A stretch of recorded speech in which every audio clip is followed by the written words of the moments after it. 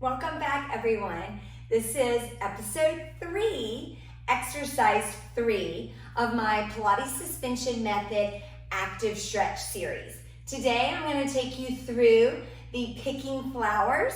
Traditionally, this is done on the Pilates reformer, but I've transformed it onto any sort of suspension apparatus. So let's go ahead and get started.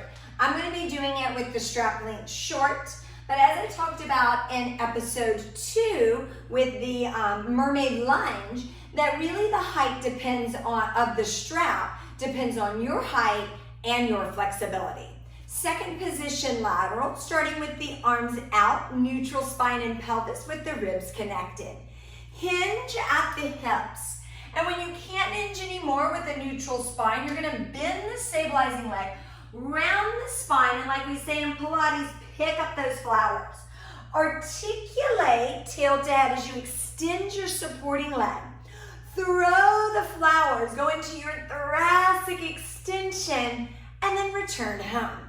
Again, hinge, and when you can't hinge anymore, bend your stabilizing leg, drop your head, pick up those imaginary flowers, articulate tail to head, throw the flowers, open the chest, return home.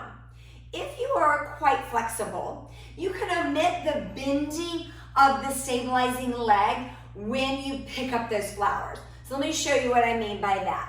Reach the arms out, hinge, and when you can't hinge anymore, you drop the head, drop the arms, pick up the flowers, but you can keep the stabilizing leg straight. Articulate, tail to head, throw the flowers, open that upper mid back, return home. Last one, I always say best one. Hinge, either bend the stabilizing leg or option to keep it straight as an up level. Articulate, tail to head, open the arms, throw the flowers, thoracic extension, return to neutral. Carefully grab the strap and take your leg out. And that is the PSM picking flowers.